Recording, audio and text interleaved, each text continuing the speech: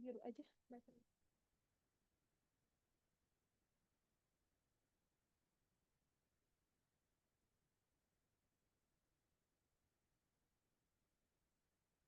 Bismillahirrahmanirrahim. Good morning, everyone. Welcome to our webinar titled Blue Promises and Realities, Unpacking the Environmental and Socio-economic Costs of the Blue Economy. This event is proudly organized by the Rural and Regional Planning Research Group. We are very pleased to have you all here, and we appreciate your time and participation in what promises to be a thought-provoking discussion. Before we begin, allow me to briefly present the rundown for our opening session today. First, there are welcoming remarks from Dr. Alice Nurdini, the Vice Dean, and then we next to the introduction of the RRP Research Group by Professor Joko Santoso Abisroso, the Chair of RRP. And then the next one is discussion session guided by Dr. Teti Armiati Argo, featuring three distinguished speakers from University of Technology Sydney. There is Professor Michael Fabini, and then Dr. Dedi Supriyadi Aduri from Research Center and for Society and Culture, BRIN, and then Dr. Yuni Rahmat from Institute Teknologi Bandung. And then we can start. To start our program, we are honored to invite the speakers and then the moderator to please take a seat in the front.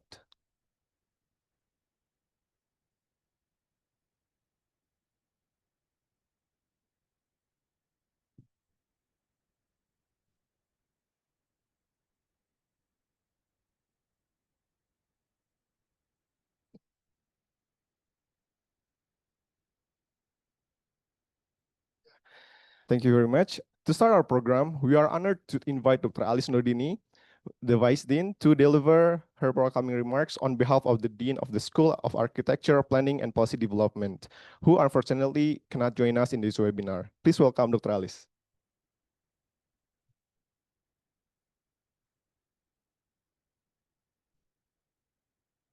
Assalamualaikum warahmatullahi wabarakatuh. Good morning, distinguished speakers, moderators, participants, and colleges. On behalf of the School of Architecture, Planning, and the Policy Development at Institute Teknologi Bandung, I'm honored to welcome you all to this ninth series of the SAPPD webinar from the Rural and Regional Planning Research Group. Today's theme, Blue Promises and Realities, Unpacking the Environmental and Socio-economic Costs of the Blue Economy, is both timely and critical.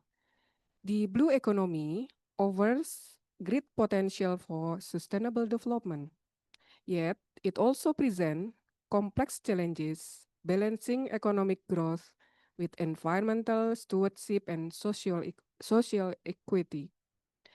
I would like to express my deepest appreciation to our speakers, Professor Michael Fabini from the University of Technology, Sydney, Dr. Dedi Supriyadi Adhuri from the National Research and Innovation Agency of the Republic Indonesia, Dr. Yuni Nurhayati from SAPPD Institute Teknologi Bandung. Your expertise and insights will be invaluable in helping us understand the promises and realities of the blue economy. I also extend my gratitude to our moderator, Ibu Teti Armiati Argo, for guiding today's discussion and ensuring a productive exchange of ideas. And I also thank you for Professor Joko Santoso for conducting this webinar today. This webinar reflects ITB's strong commitment to advancing sustainable development goals, particularly those related to life below water, responsible consumption, and climate action. Through research and dialogue, we aim to contribute solutions that are not only technically sound, but also socially inclusive and environmentally responsible. To our students and young researchers, this is your opportunity to learn, question, and innovate. The future of sustainable development depends on your creativity and dedication. Let today's discussion inspire you to think critically and act boldly in shaping resilient and equitable communities. Finally, thank you to the organizing team for making this event possible and to all participants for your commitment to learning and collaboration. Let us make this session meaningful and impactful. Thank you. Assalamualaikum warahmatullahi wabarakatuh.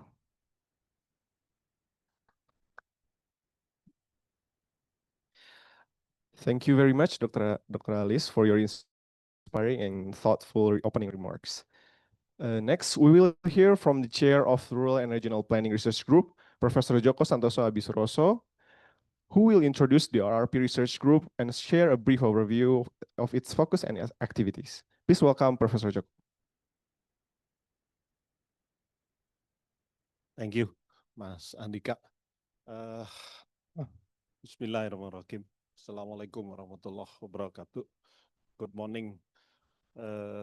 First of all, I would like to thank Dr. Alice Nurdini, Vice Dean for Resources of the School of Architecture, Planning and Policy Development, who is this morning representing our Dean, Ibu Dr. Puspita, who is doing her duty in Japan for a couple days. I also would like to thank Dr. Teti Armiati Argo, who will act as moderator. She's one of our member of the research group. And then I would like to thanks to Professor Michael Fabini, who joined from Australia. He come from UTS, University of Technological Sydney. And then Dr. Dedi Supriyadi from BRIN. And then Dr. Yuni Nurhayati, who is actually the member of our research group also. All distinguished participants who are joining directly here, also who are joining from the Zoom. Yeah, first of all, I just would like to introduce our research group.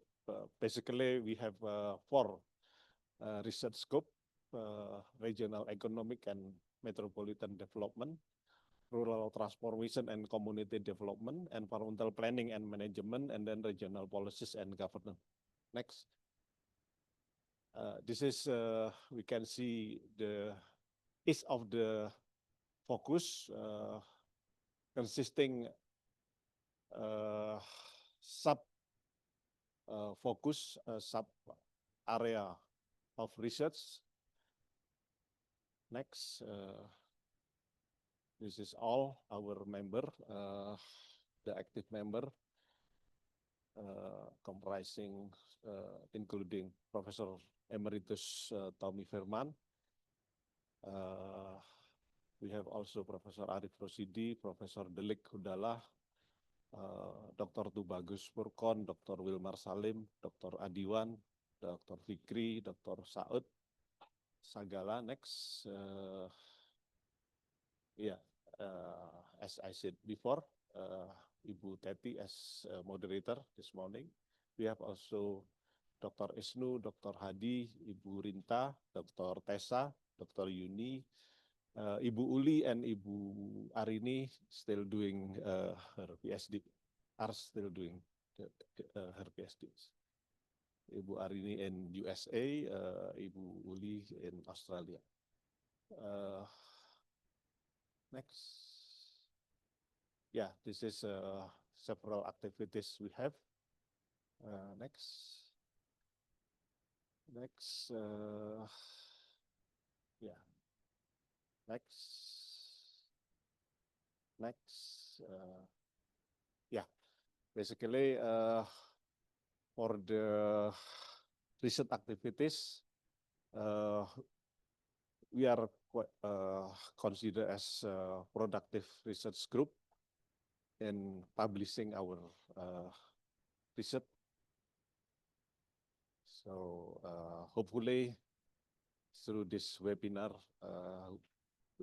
will inspire further research in especially in marine and coastal areas.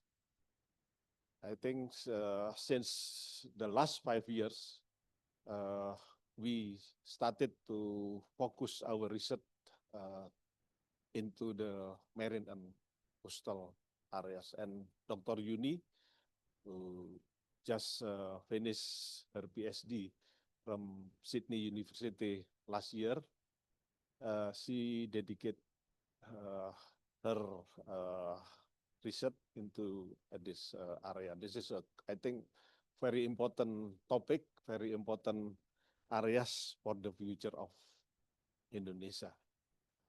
I think with this, I give back to Mas Andika again.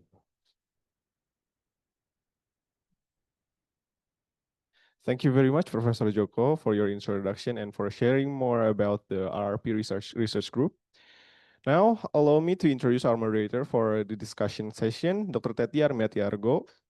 Dr. Teti will guide us to the discussion session and facilitate the exchange of the ideas throughout the webinar.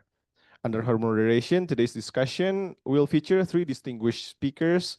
The first one is Professor Michael Fabini from University of Technology, Sydney, and then Dr. Dedi Supriyadi Aduri from Research Center for Society and Culture, BRIN.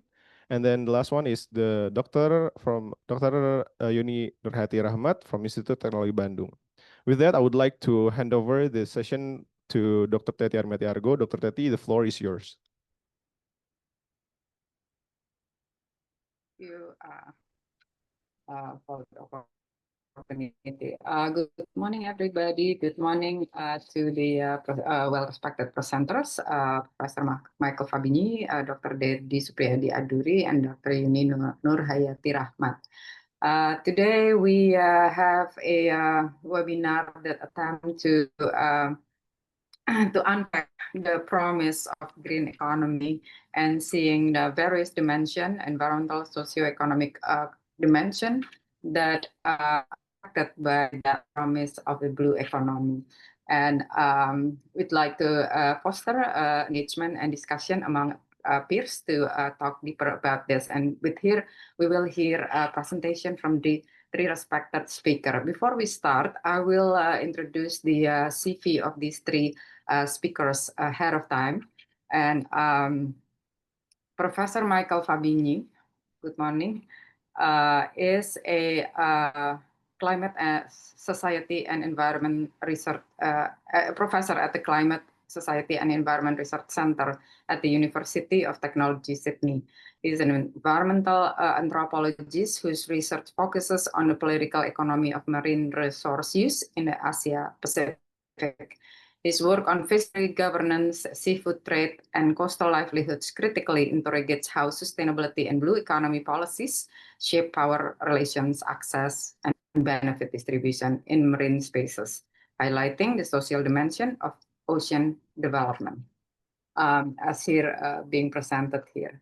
I guess now just introduce also the second presenter and the third presenter before we can go ahead with the presentation. And the second one is Dr. Dedi Supriyadi Aduri, is a principal researcher at the National Research and Innovation Agency, or BRIN, Indonesia, with extensive experience in marine anthropology, political ecology, and resource governance. His long-term studies in Indonesia coastal and island communities reveal how national and global marine policies interact with local institutions and everyday livelihoods. He brings a ground perspective on governance, access, and contestation in Indonesia's rapidly transforming coastal and marine sectors. And the last presenter would be Dr. Yuni Nurhayati Rahmat, is a lecturer and researcher at the Rural and Regional Research Group, Regional Planning Research Group, School of the Architecture, Planning, and Policy Development, Institute Teknologi Bandung, Indonesia. The research focuses agrarian and coastal transformation, examining how global market integration of aquatic-based commodities shape local livelihoods, resource governance, and access in Indonesia's rural and coastal region. With this three presenters, we'd like to start up with Professor Michael Fabini to do the presentation. Please. Thank you very much, and yeah, selamat pagi, everybody. Thank you very much for the kind introduction and for the invitation to speak to you this morning, and thank you also for the words of introduction and background, Dr. Alice, Professor Joko, Dr. Teti, and also to Dr. Yuni, who invited me to present at this webinar.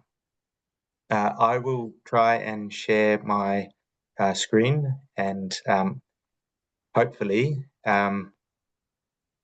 could I check if that is currently online and people can see it okay? It looks good, Yep. except you might like to look at the slideshow. Great, thank you. So I'll be talking today about the political economy of small-scale fisheries in Southeast Asia, where I've been, that's been the large research interest of mine for many years. So a summary of my talk, I'll first give a bit of an introduction to the overall significance of small-scale fisheries throughout the region, globally and throughout the region, and why they are hugely important and yet sometimes under-recognised. I'll then go into a bit of a discussion of three key trends relating to the political economy of small-scale fisheries. So first is new modes of governance designed to improve ecological sustainability of small-scale fisheries. Second key trend is the rapid development of new livelihoods and maritime zone developments. There are many of these taking place, but I'm going to focus on what I see as a particularly significant one, and that's the rapid increase in coastal and maritime tourism. And then I'll talk about ongoing patterns of resource conflict between small-scale and large-scale fisheries. I draw mostly from examples from the Philippines. So I have been working in the Philippines since about 2004 very regularly on these issues, but I also have had some limited experience working in Indonesia many years ago, in Banda Aceh, and in other parts of Southeast Asia. And I collaborate regularly with colleagues from Southeast Asia. And so that paper at the bottom of the slide, then I'll be referring to some of the findings from that paper, of which Pak Dedi Yaduri is also one of the co-authors. So small-scale fisheries, they account for about 90% of capture fisheries deployment along the value chain globally. So the project Eliminating Hidden Harvest, with the link down the bottom, was recently completed and produced, what is probably to date the most authoritative assessment of the range and distribution and numbers and values associated with small-scale fisheries throughout the world, and they came up with this figure. So it really absolutely dominates total fisheries employment worldwide. Globally, there's about 113 million people who are employed or depend on small-scale fisheries for subsistence. And then if you take into account broader household members, you get a figure of about 5% of the global population who depend directly or indirectly on small-scale fisheries for livelihood or subsistence. And so it really is a hugely significant ocean sector. And when you think about the people who are most directly impacted by changes in ocean regulations or access to oceans, it's really the small-scale fishers. So what do small-scale fishing livelihoods look like? Typically in Southeast Asia, they're mixed species and people will use multiple gears. So net fishing, hook and line fishing, spear fishing, gleaning along the seashore, fish traps and so on. It often can be combined with other livelihood activities such as small-scale household enterprises, farming and so on. It really makes major contributions in food and nutrition security. So in particular, fish, extremely important as a source of micronutrients such as vitamin A, calcium, selenium and so on. And then it also contributes substantively to food and nutrition security through the sales of fish that are then used to purchase other foods such as rice, for example. So some of the key trends in the fisheries themselves in recent years, there's widespread resource declines. And so this has been observed in many individual fishery locations, as well as at broader scales for particular countries or regions. And so there's a range of factors driving this, but small-scale fisheries have continued to intensify over decades with new markets, new technologies and so on to meet new product forms and new forms of market demand, for example, from China. As China has become more wealthy over recent decades, middle class has expanded and is driving the development of new fisheries or expanded fisheries, such as for livery fish, sea cucumbers and so on. Despite these resource declines, small-scale fisheries remain very, very important, sometimes also as a component of livelihood portfolios. Labour mobility is also really important in small-scale fisheries, and often these fisheries operate as relatively informal and less visible sorts of fisheries, less visible in terms of government regulation and so on, and statistics. So the first key trend that is facing small-scale fishers at the moment that I'll talk about, and all of these trends present a range of challenges and opportunities, is that of ecological governance. And so these are various forms of governance designed to improve ecological sustainability of the oceans. And so we see a global push for the so-called 30 by 30, so 30% of the world's area to be protected by 2030, and so large-scale marine protected areas and so on are being implemented in many parts of the world. We're seeing the development of new innovative forms of market-based conservation and financial tools for conservation as part of the blue economy. So tools such as blue bonds, the development of national capital accounts and so on for the oceans. We're also seeing crackdowns on illegal, unreported and unregulated fishing, or IUU. A challenge with this, though, is that it's often not necessarily well suited to the activities of small-scale fishers, many of whom operate in relatively unregulated, informal spaces in remote parts of Southeast Asia, for example. And so these small-scale fisheries can sometimes get lumped into these characterizations of IUU. We're seeing in many parts of the world and in Southeast Asia an increase in government monitoring and government surveillance, and sometimes this is linked directly to geopolitics, for example, in contested parts of the South China Sea. We have examples of discursive or narrative tools where small-scale fisheries become stereotyped or described as inefficient, backwards and traditional, and so that informs subsequent efforts for people to try and move on small-scale fisheries and encourage fishery exit. All of these interventions are taking place, and there are emerging risks, some of which have been very well documented, of exclusion of small-scale fisheries, and in part that relates to the lack of visibility, the lack of power among small-scale fishery stakeholders in what are sometimes these global and national level processes to increase ecological sustainability. A second key trend I'll talk about is the emergence of coastal and maritime tourism. And so I mentioned there's a range of new developments and so on occurring along coasts, from things such as new forms of mariculture or aquaculture, to what I see as a particularly prominent one around coastal and maritime tourism. And so this is a process that's happening not only throughout coastal Southeast Asia, but throughout the rural tropics.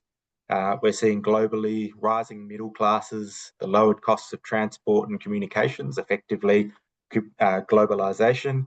And so this has facilitated the rapid uptake of tourism. Tourism is seen by many governments at various levels throughout the region as something that can be more economically valuable and potentially more ecologically sustainable compared to fishing. And so it's been heavily promoted by governments throughout the region. In some places, it becomes linked to ideals and values about development and modernisation, and we see it sometimes occurring hand in hand with other coastal development processes, such as land reclamation, for example. This is an example from Palawan province in the Philippines, where I've worked extensively. Palawan has for many, many years been a bit of a frontier for small-scale fisheries, but in recent years, it's become a booming centre for coastal and maritime tourism. And so you see this play out at different levels. So individuals, individual households and so on will transition into a tourism livelihood, but you'll also see it take place at wider community or municipality scales. So just as an example, the community that I did my PhD research with back in 2006 was then about 90% fisheries households and about 10% tourism households, and by 2019 had completely flipped, so that there were only a couple of households still directly involved in small-scale fisheries. Obviously, this brings a range of opportunities for small-scale fisheries. So fishers are in many cases able to refit or transform their boats to tourism boats and turn them into beach hopping tour boats, for example. And so people will find extra employment on these beach hopping boats or on scuba diving boats, for example, work as tour guides, for example. There's also a whole range of side or connected or ancillary industries. So all of the construction for the hotels, the roads, and so on, and additional work in accommodation and restaurants and things like that. Fish can also be sold directly to tourist restaurants for seafood. And there's a lot of user fees, for example, from dive tourism in marine protected areas that can potentially get redistributed back to communities. That's one side of the coin. The other side of the coin that has also been very well documented is the conflict side between fisheries and tourism stakeholders. And so it's been documented in many locations how fisheries and tourism stakeholders essentially end up forming conflicts with each other over access to what were previously considered fishing grounds. For example, when marine protected areas get implemented to support the tourism industry and then reduce access for fisherfolk, for example. And so a common perception is that conservation ends up benefiting tourism stakeholders and tourists, but ends up marginalising local fisherfolk. So that's a common complaint or finding throughout the region. Tourism obviously has also more subtle impacts as well. For example, higher costs of living to meet tourism demand, for example, for food prices, for example. Another set of challenges relates to activities on the land. So with the growth in coastal and maritime tourism typically comes rapid growth in land prices, in coastal land prices. And so because many small-scale fisheries across the region live in areas where they have relatively weak forms of land tenure or land ownership, this means that there's pressure to essentially evict and take over the land. And this is partly because small-scale fisheries, in many cases, are relatively recent migrants and so on. And so, may have weaker land tenure. And so there's been many cases of fisherfolk being evicted from their lands. And then there's also environmental impacts to do with water quality, for example, tourism. Finally, third challenge to talk about is large-scale fisheries. So large-scale fisheries are less often discussed in the literature on coastal and maritime issues in Southeast Asia. And that's partly because a lot of the large-scale fisheries in the region are, in a sense, a bit of a middle ground between, they're not small-scale fishers who are easily, who typically go for shorter trips and live in coastlines, but they're not also like the large-scale industrial tuna vessels that are monitored by broad regional agreements and so on. Often they're these sort of larger boats, like that one on the screen there, that go out for several days at a time, but are often headquartered in larger port cities, for example. And so these fisheries tend to have lower levels of employment overall in the region, but in the Philippines, for example, they account for about 50% of the total overall catch. So they're very important players in terms of overall fisheries production. In the Philippines, and this is similar in other countries in the region, there's a zoning system where small-scale fisheries have particular preferential access. So in the Philippines, they're called municipal waters, and essentially waters from the shoreline to 15 kilometres out are reserved for small-scale fishers, or fishers using a vessel under 3 gross tonnes. While large-scale fisheries, on the other hand, are restricted to waters beyond the 15-kilometre limit. There's been long histories of conflict over marine resources between these two different types of fisheries. And we can see there on the map there, the red dots mark the satellite images of large-scale fisheries coming into municipal waters. So you can see there's lots of dots in the South China Sea, but then there's also lots of dots in certain parts of the close coastline in the Philippines. And so sometimes in all the discussion around the blue economy, we get caught up and interested in some of these new coastal and marine developments like tourism or mariculture and so on. But it's also important to remember that from the perspective of small-scale fisheries, there is still this ongoing older form of resource use tension between small-scale fisheries and large-scale fisheries, which is still just as important. And this is changing as well. In the Philippines, for example, we see a renewed political push to reduce the preferential zone for small-scale fishers and to increase it for large-scale fishers. So the Bureau of Fisheries and Aquatic Resources is setting up new arrangements where large-scale fisheries can operate within parts of small-scale fishing zones by agreements. There was a piece of legislation that aimed to, again, allow large-scale fisheries come into the small-scale fishery zones. This resulted in a manifesto, a huge campaign to overturn this piece of legislation that didn't get passed. But then more recently, in December 2024, there was a Supreme Court decision ruling parts of the Fisheries Code that gave this preferential zone to small-scale fishers.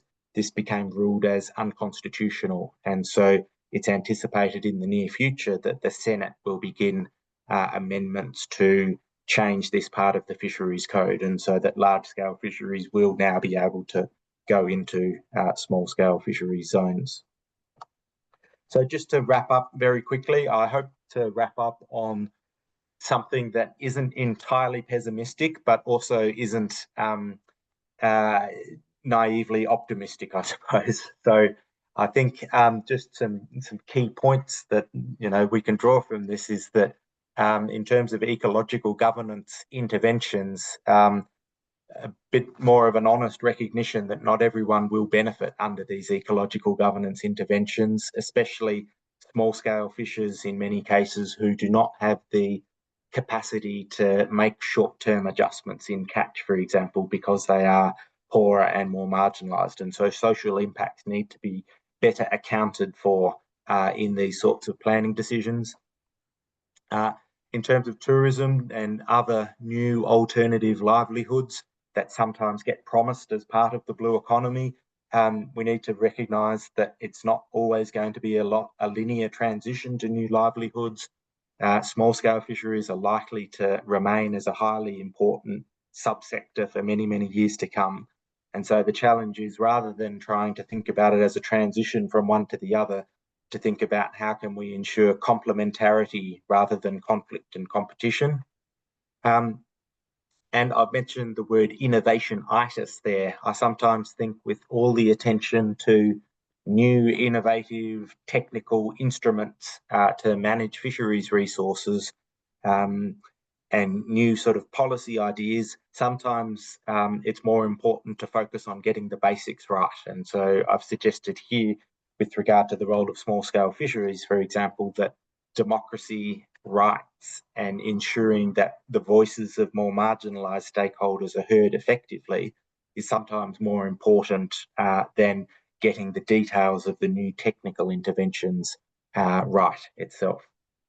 And so I'll finish there, and thank you very much, and I look forward to any discussion later.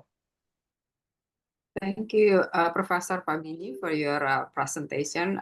We're getting a very good view over ecological government in terms of in the ocean, in the blue economy, especially the interaction between small scale and large scale fisheries.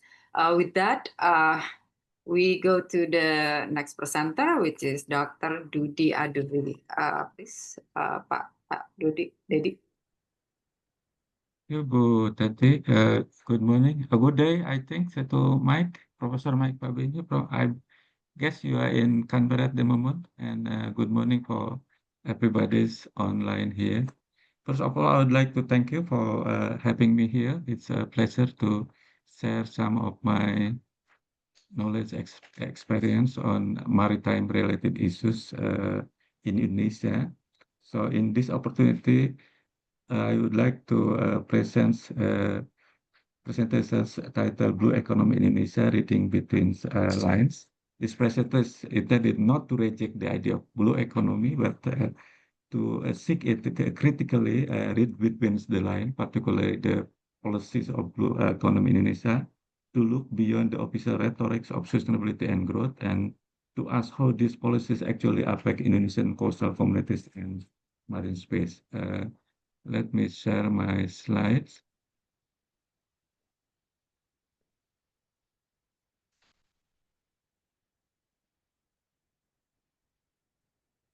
So, yeah, this is more or less the coverage of my talk.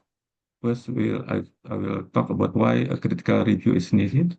And the second one is the ideas, some concept on blue economy, blue justice, and coastal marine grazing. The last two are usually concepts used to look at the blue economy policy and implementation critically. And the third part is looking at the Indonesian policies on blue economy. In this context, I read the roadmaps of blue economy prepared by Bappenas and the Ministry of Marine Affairs and Fisheries, and look at the document as well as look things on the grounds. The last part is some concluding reflections. Let's start from the beginning. So I would like to use Pak Emil Salim as a reference point to see why a critical review is needed. He says, yeah, in these two slides, of course, we all know, I believe, who is Pak Emil Salim, is the Indonesian key environmental thinkers, but also bureaucrat. Yeah. He works as a Ministry of Environment several periods during the New Order regimes. He reminds us that the idea of sustainable development has been part of Indonesian law and policy since 1980s. Indonesia even had a Ministry of Marine Environment since 1978, and multiple laws and emphasizing environmental protections. But he also said that much of this adoption was rhetorical rather than substantive. In practice, environment development is still measured by GDP, investment, and budget balance, not in ecological or social well-being. So that's why we need a critical review. Despite decades of sustainability talk, environmental degradation and coastal marginalization were still widespread. The blue economy, as the latest development agenda we have here in Indonesia, risks repeating the same patterns, wrapping old growth logic in a new, greener language. As you can see here, environmental degradation continues, and small-scale fisheries and coastal communities are among the first to feel the impacts.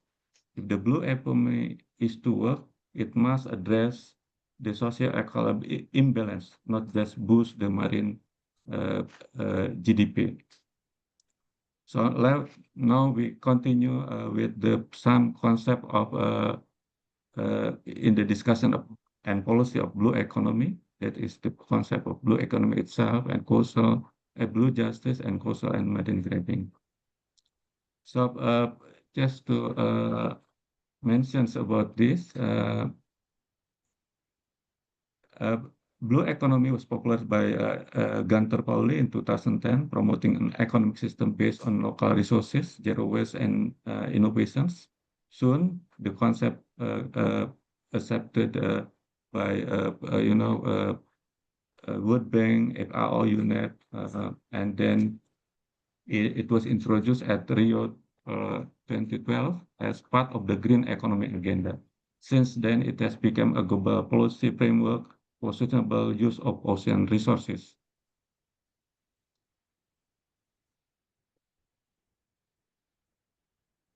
So in practice, the blue economy covers many sectors that are sustainable fisheries, marine renewable energy, ecotourism, maritime transport, maritime biotechnology, and ecosystem protection.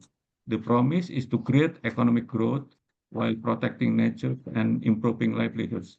But as we will see, this promise often clashes with reality. Actually, there are some examples already presented by Professor Mike Pabini here. Let's see in the context of Indonesia. But before that, let's go to a further conceptual framework to look at the blue economy here about blue justice, for example. This is in this paper, I think Mike is also the author here, yeah, Mike? I also part of this initiative.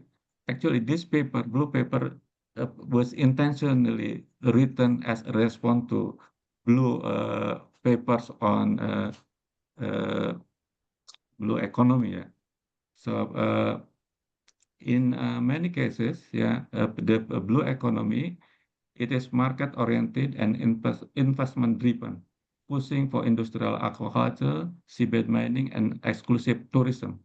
These trends often marginalize traditional users of the sea, such as small fishers, coastal women, and indigenous communities.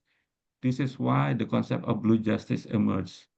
This concept emphasized the need of the recognition of the rights of coastal and marine areas, fair distribution of marine benefits, and meaningful participations in the governance of coastal and marine space and ecosystem. In other words, sustainability must also mean justice, not only environmental sustainability. So blue justice calls us to move from blue growth to blue fairness, from expanding the ocean economy to transforming it socially.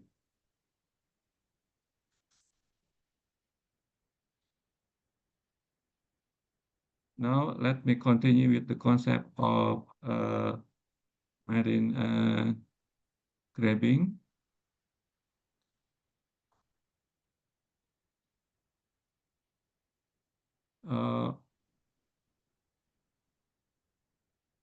Let me moment. Yeah. Coastal grabbing, according to Bennett and al. refers to the disposition of or appropriation of use, control, or access to marine space and resources from prior users or inhabitants. This can happen through the state-led or private initiative in the name of conservation, security, or investment. Coastal grabbing, as described by Bepping et al., happens when shore and inshore areas are taken over by external actors, developers, tourist operators, or conservation agencies, displacing the communities who once lived and worked there. Sometimes marginalized communities respond through what's followed and method called as grabbing back, that is taking back the resources area that are already before grabbed by outsiders. So there are some indicators of things considered as grabbing. For example, governance equality, human security, and socio-economic well-being. If the appropriation of particular area or resources showing that was appropriate, was got through, for example, non-transparent, non-legitimate, and non-participatory governance processes, that things can be considered as grabbing. If the appropriations of coastal resources and marine resources create threats to communities in terms of human security, livelihoods, that also be considered as grabbing. And if it is become threatened to socio-economic well-being, that appropriation can also be regarded as grabbing. Now let's see of some documents on blue economy Indonesia. This is the documents prepared by Bapenas, yeah. It says the documents promotes 5 key policies. One is marine conservation area expansions, to a measured fish catch through quota or perikanan terukur in bahasa Indonesia, sustainable aquaculture, coastal and island supervisions, and marine plastic waste management. On paper, this is about balancing economy, ecology, and social welfare. But reading between the lines, several critical gaps appears.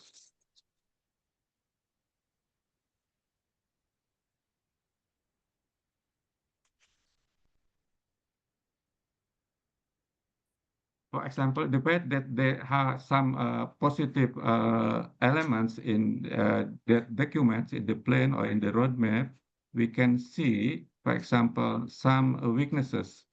The inequality in benefit distribution is not discussed in depth. Who gains from marine economic growth? Large corporation or local communities? This is not discussed well in the document. The rights of small-scale fisher and indigenous communities are not recognized as a structural issue. They are only mentioned as targets of development programs, not as a subject with political rights over the sea or coast. The privatizations of marine space and the potential for ocean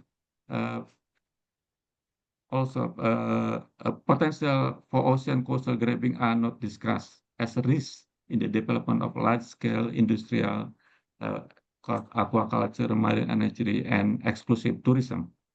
There's no reflections of marine space conflict arising from the expansion of blue industry projects. Even though cases such as land reclamation, seabed mining, and conservation zones often violate the rights of indigenous people and traditional fishers.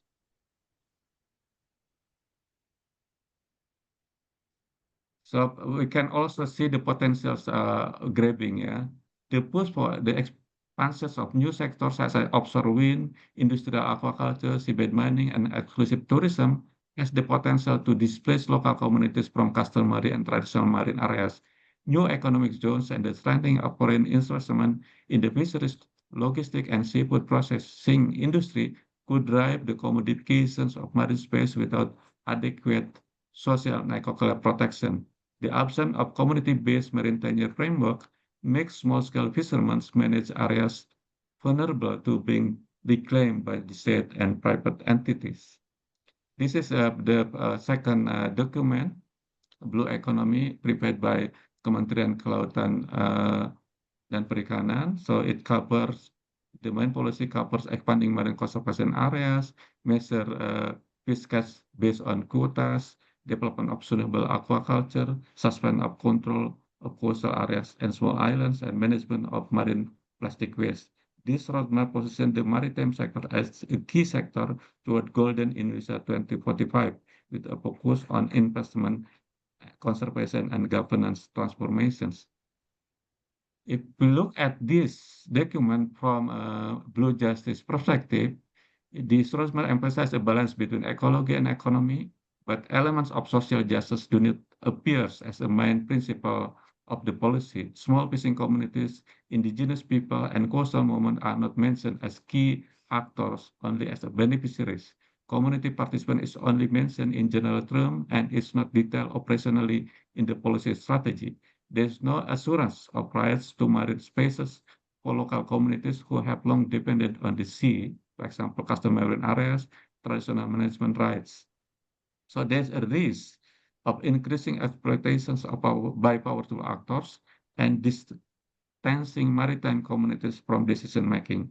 The KKP versions of the blue economy seem more like an economic growth with strategy than a socio-ecological transformation agenda. From a coastal and marine grabbing perspective, we can see the expanding conservation to 30% without outlining mechanism to protect local communities' right over marine areas could lead to conservation-based exclusion. That's a type of grabbing. A zone-based quota scheme should push small-scale fishermen out of traditional fishing areas if there is no protection for priority access.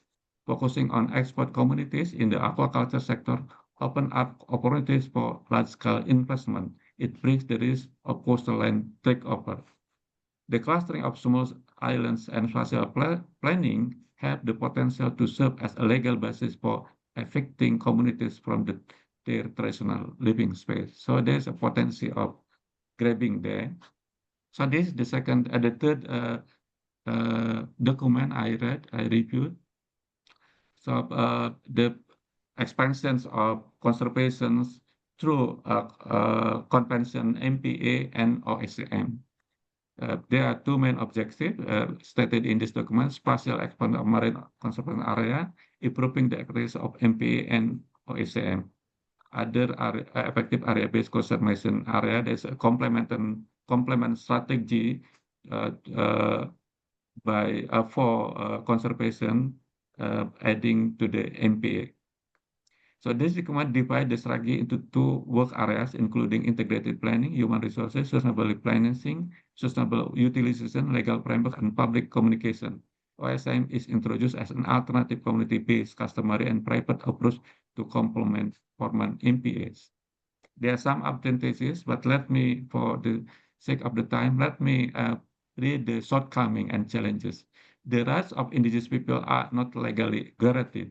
There's no formal recognition of community management right within state-regulated conservation scheme, or at least the protection is not that strong. Participation is symbolic and does not yet ensure the community's bargaining position in conservation planning and implementation. Technocratic approach dominate the decisions are more based on maps and ecological criteria rather than social dialogue with affected communities, and the risk of green gapping. The expansion of conservation areas can result in restitution of small-scale fishermen and local communities accessing their fishing grounds and living spaces without compensation or social justice mechanism. So there's also a potential of grabbing from the grabbing coastal and marine grabbing perspective. Yeah, FPIC is not become considered as main issues in the document.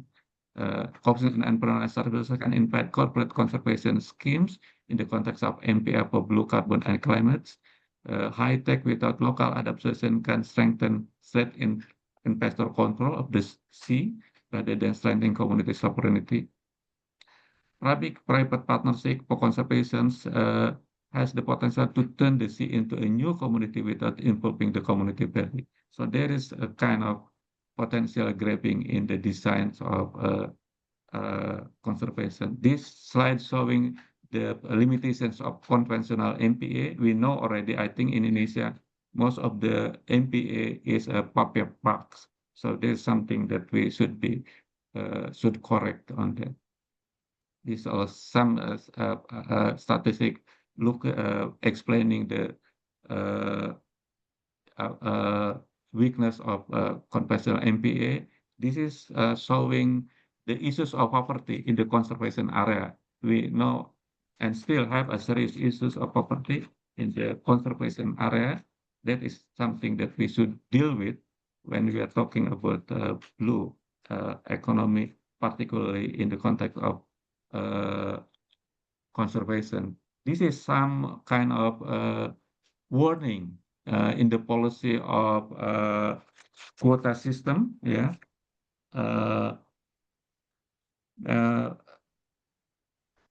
This policy brings new risks. Yeah, small-scale fishers must join cooperative to access quota, which is majority of small-scale fishers are not joining any cooperative. So there's a risk for them to be excluded from accessing or being not being able to access the quotas. Small fishers must. There's a quota. These quotas can be sold or transferred for industry. This has a risk of turning fisher into laborers rather than independent producer. So instead of empowerment, we can see a shift from autonomy to dependency potentially from this policy. Yeah, I have edited a book that focusing on a discussion of coastal and marine in Indonesia, coming from caused by different development sector in Indonesia. I invite you to read more about this.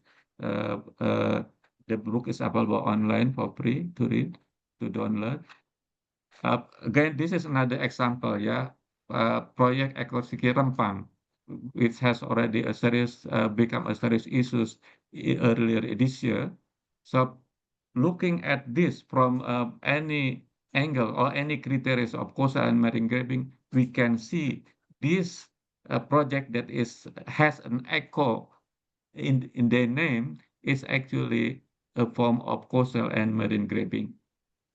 Another case in South Sulawesi, the coastal reclamations and supported by sand mining created a serious issue ecologically and also become a threat to the livelihoods of coastal communities in that area. Tourism, we know Komodo has become also an attention of many people when they are kind of initiative creating a kind of Jurassic Park there, but being done through affecting, ripping away out of the community who live there already for generations and part of the ecosystem there.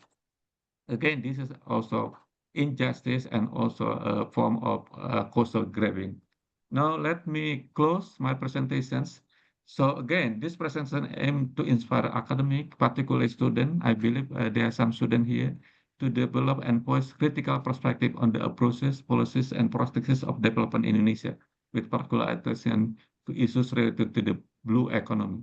This presentation, again, is not intended to reject the idea of blue economy, but to challenge the inequalities and exclusion that often accompany it.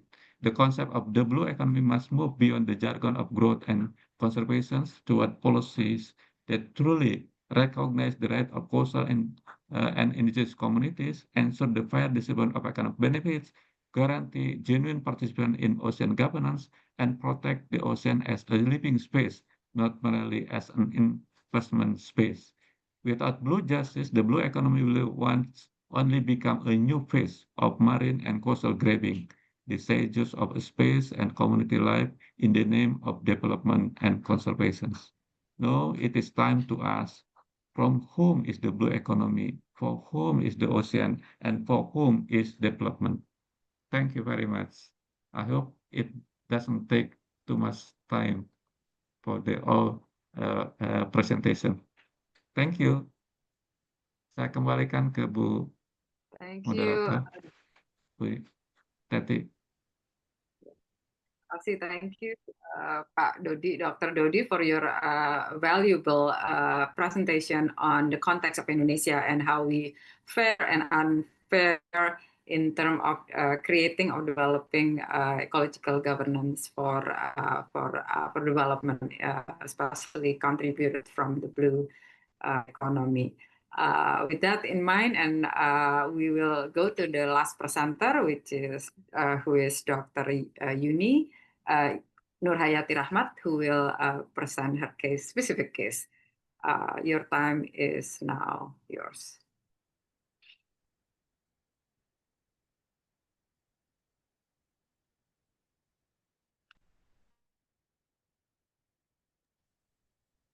I cannot hear the voice.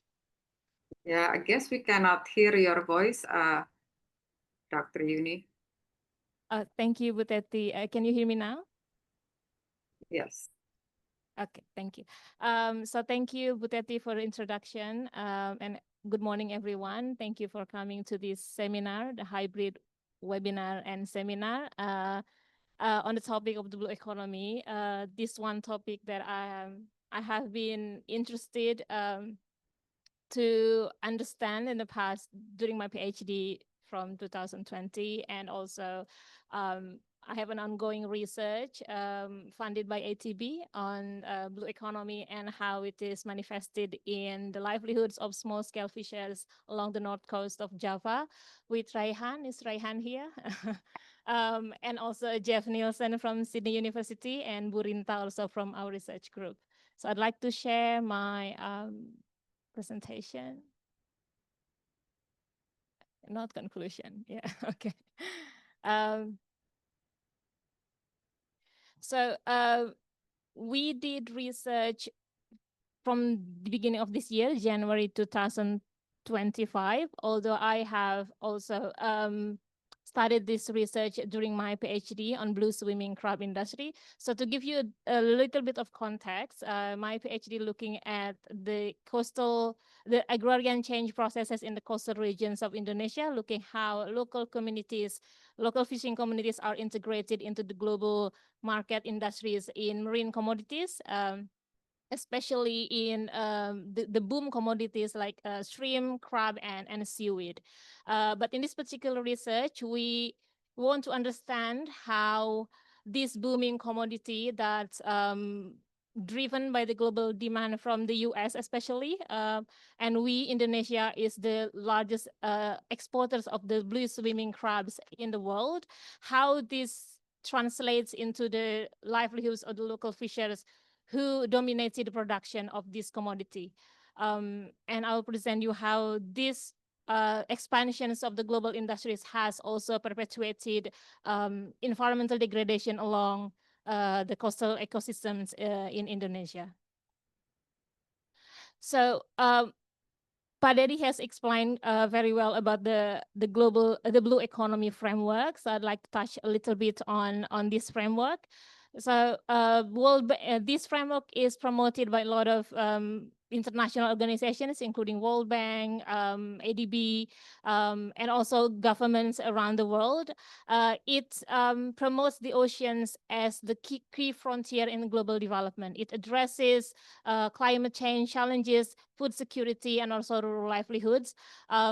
Promoted as the addressing triple win for the planet, for the people, and for the prosperity of economy. So the World Bank defines the blue economy as the sustainable use of the ocean resources for economic growth, improved livelihoods, and the ocean ecosystem health. It promotes innovation, efficiency, investment as a part towards sustainability. Blue economy, for example, in the Europe also is adapted into the Europe Green Deal, and a lot of other countries like the US, including Indonesia, have also adopted this framework.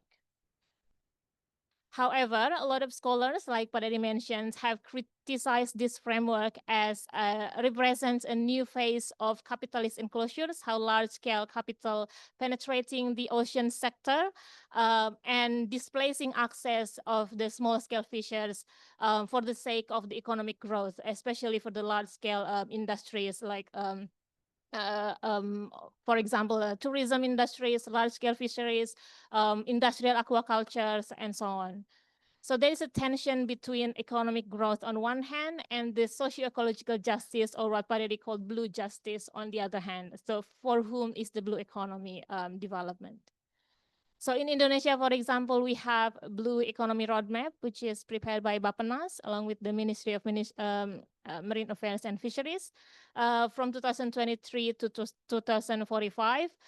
It envisions our blue sectors or ocean sector as a healthy oceans, prosperous people, and resilient economy. It puts environment at the top of the priority on paper, but we'll see how it translated into the implementations. So it has 4 strategic missions: sustainable economy, ecosystem health, and human welfare, and also effective governance. It divided the implementation into 5 stages, and we are now in the consolidation phase, and the sustainable competitiveness by the end of 2045. And within this blue economy agendas, fisheries are key driver, although Mike also mentioned that majority of fisheries in Southeast Asia are dominated by small-scale fishers, but they are important not only for the economic growth, but also for the livelihoods of these millions of small-scale fishers.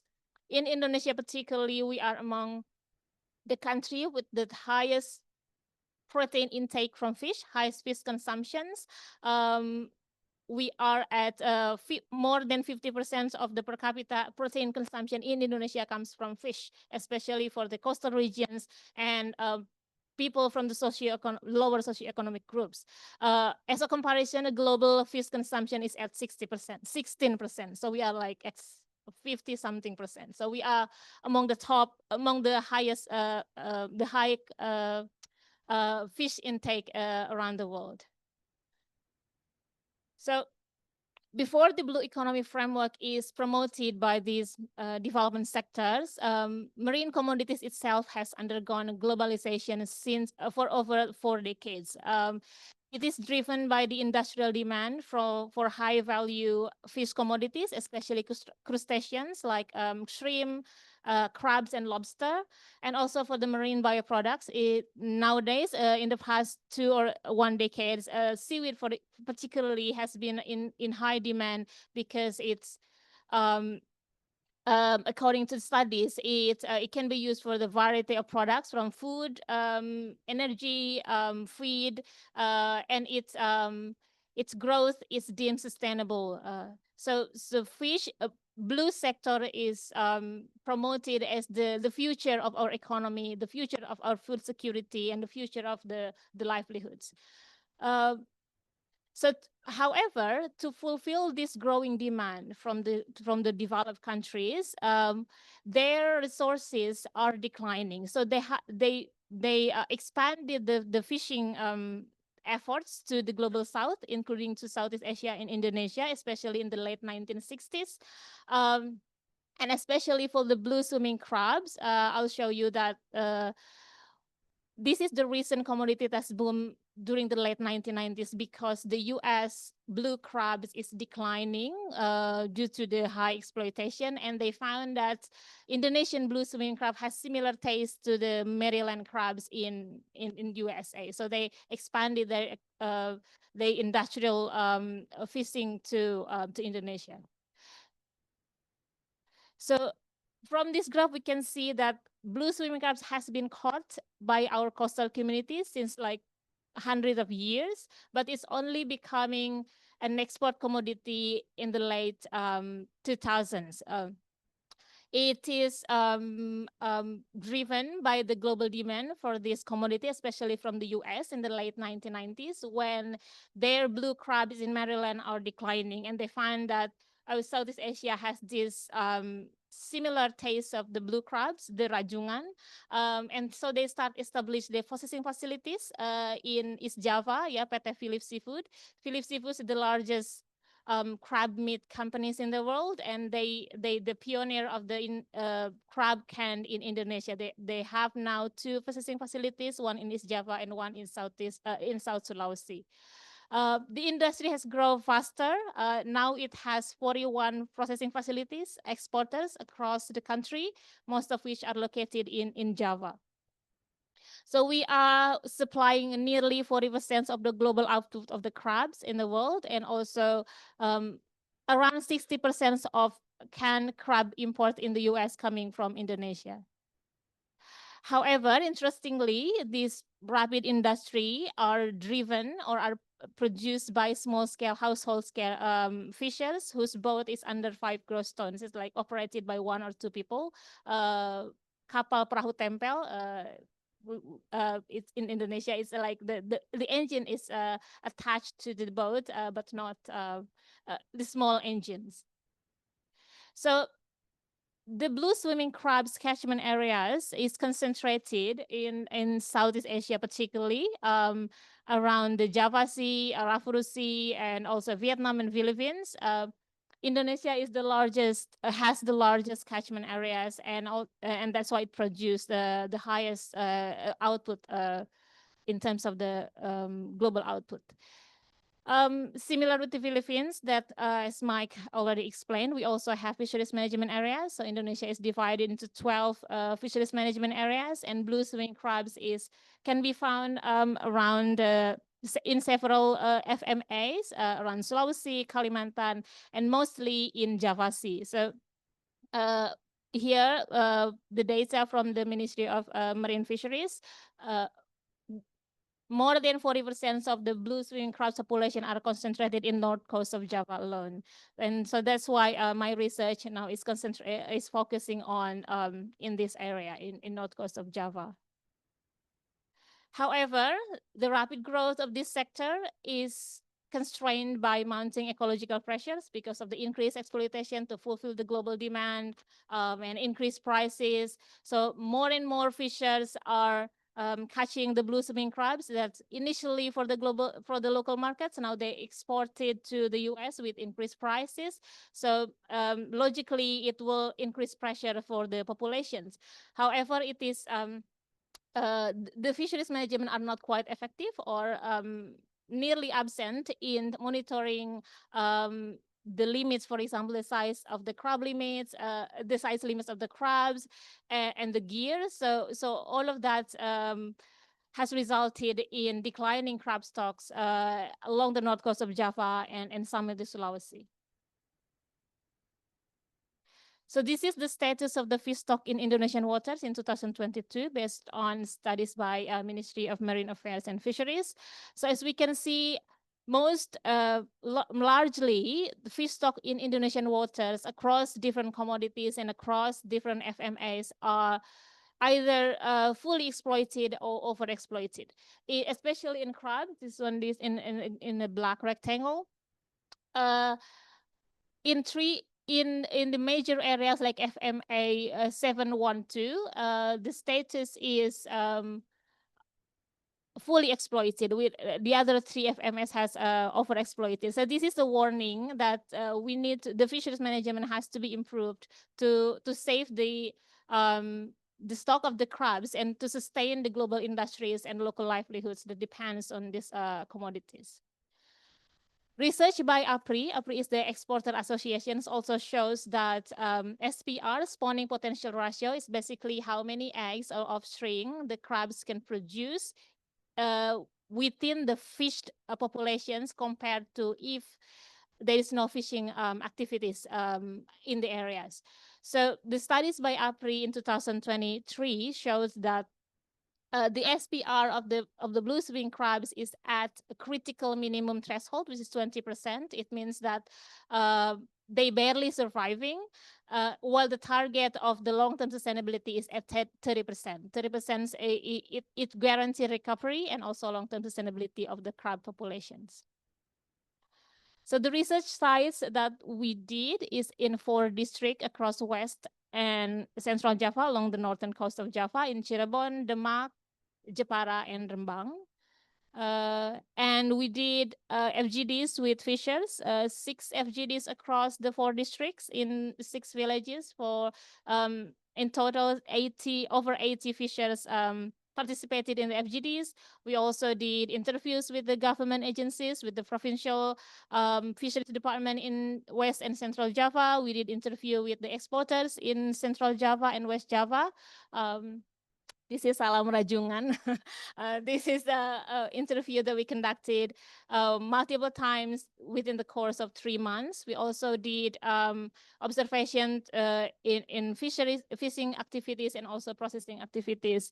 So the crabs, after they've been caught, they are peeled. They are boiled and peeled by the mostly women laborer in the village, and it has created job opportunities for a lot of women in the village, and they're gaining income from this booming industry. So the structure of the global production network of the crab is can be seen in the slides. So there's the input is the crab boat, the small boats and fishing gears. It could be net, it could be rakang or bubu made of bamboo, and they supplies processing facilities and traders, which then supplies exporters, which then export their canned crab to imported in USA and other countries. So because of this industry is developing, and the demand from the US are strong, and also the Europe's demand are expanding, while on the other hand, the stocks are declining and dwindling. So the lead firms, the companies in the US and the government, they are starting to be aware on how we can save the crab stocks. So they started the initiatives to protect the environment and to bring back the populations. For example, the government has Permen KP number 12/2020 that govern the size limits of the crabs, minimum 10 centimeter of the length of the body. And also it bans buried females to protect the breeding populations. It bans destructive gear like mini trolls. It also allows for seasonal closure to ensure the allow regeneration and spawning, and also promote traceability. On the other hand, there's also emerging environmental governance that are driven by the market. NFICC is the associations of the lead firms in the US, the importers of the crabs, and they are cooperating with APRI, with Indonesian exporters of crab exporter associations. They also cooperating with local fisheries department, provincial offices and district offices, and they work together to increase the spawning ratio and to monitor the population of the crabs, including also to rehabilitate the mangroves, because the mangrove is the habitats also for the crabs. And these initiatives has been funded not by the state budget, not by APBN or APBD. It's funded by NGOs and international funding, such as Walton Family Groups, which is linked to Walmart, because they have interest in sustaining the supply of this crab in the market. And also Tesco, US Foods, and ultimately also this Crab Council, the association of the lead firms in the US. So they have this projects in several sites in Indonesia, like in Jepara and in Cirebon and Lampung, to save the fish, the crab habitats. Despite these initiatives, however, questions remain about their actual impact on both the environment. Are they effective in increase the spawning ratio? Are they effective in improving the coastal health, and also impact on smallholder livelihoods? So my research questions then asking how the process of this environmental governance or upgrading unfolding within the Indonesia's blue swimming crab industries, and what are the implications of these processes to the livelihoods of the small-scale fishers and coastal communities. So through the interviews with actors like the NGOs, government agencies, fishers, traders, and exporters, we found that environmental governance is a multi-actor assemblage. It is a multi-stakeholder forums linking global corporations from the US, governments, Ministry of Fisheries, and West and Central Java's district offices, NGOs, and also traders. These multi-stakeholder forums, they aim to drive sustainability programs through FRIPA certification. So ultimately, they want that fishers and exporters and traders are certified by marine stewardship councils to present or to to display that they have been doing, they have responsible and sustainable fisheries, and to increase the premium, to penetrate the premium markets, especially in the US and the Europe, because when the companies can show that the crabs, for example, are being caught sustainably and they have sustainable certification, the price will be higher. So this meeting, these multi-sectoral forums then implemented through the government regulation, peraturan gubernur in both provinces, in West Java and Central Java, and they have annual meetings to discuss about the targets, and each party has responsibilities. And within that multi-sectoral forums also there's traders associations, the mini plant, the middlemen, and also the exporters. However, fisher associations are not part of the multi-stakeholder forums, interestingly. However, in practice, they are doing most of the jobs.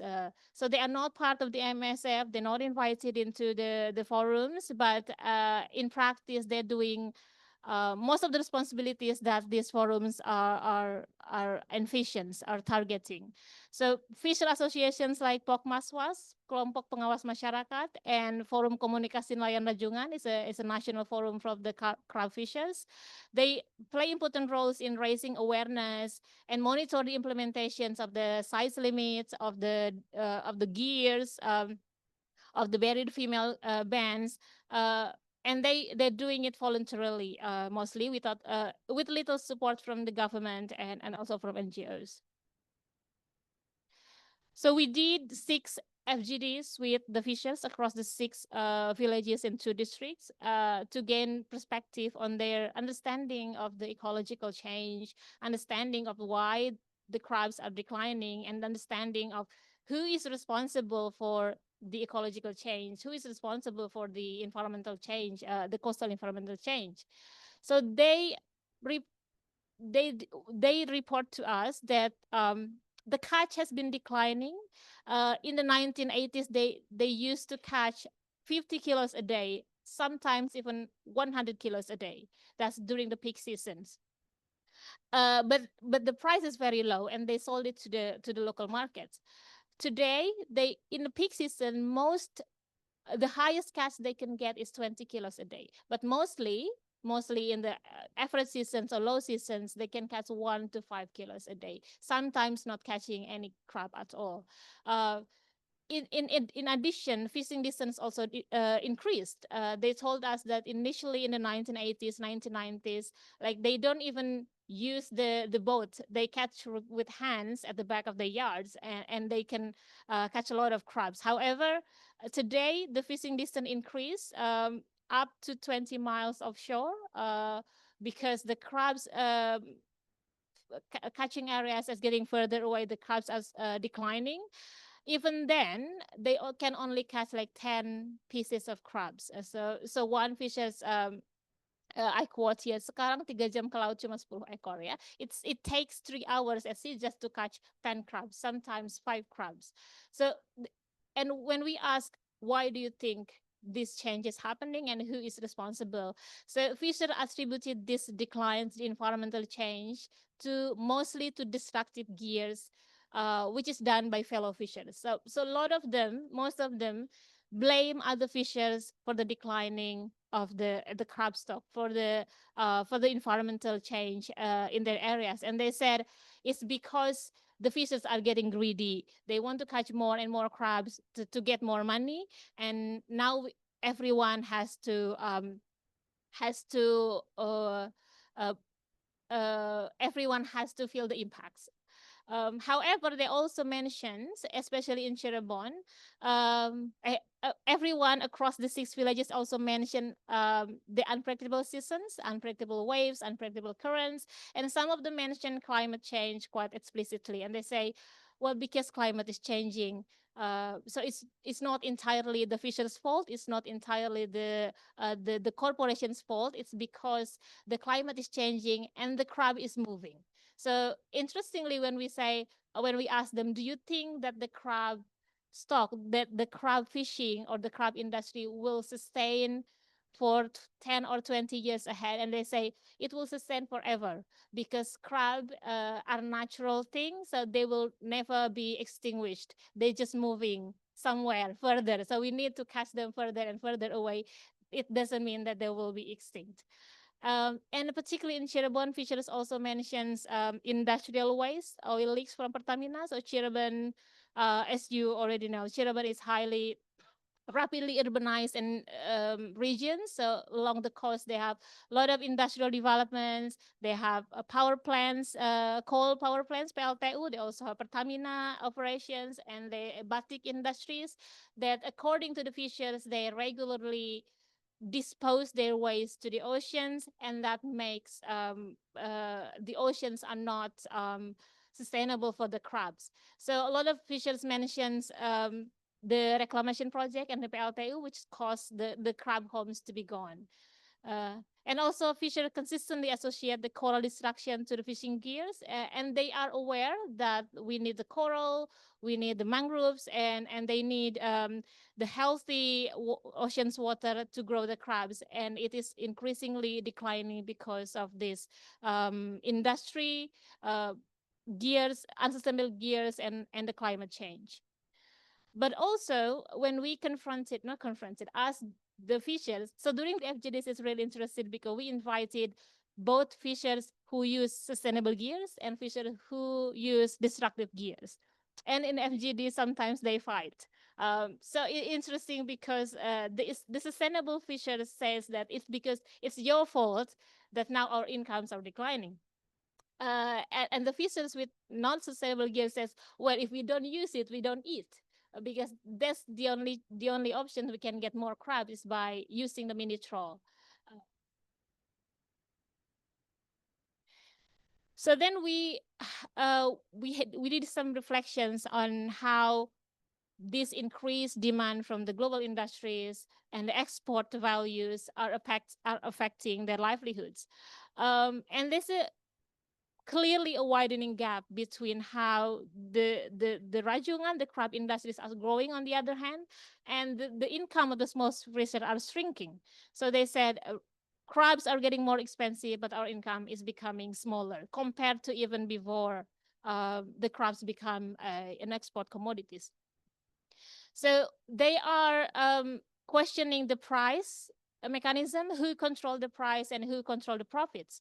And most of them blames the traders. But when we ask the traders, who do you think control the price? The trader blame the exporters. When we ask the importer, the exporters blame the lead firms, the companies in the US. So there is a discourse of or issues or kind of like a contested understanding of who actually control the price.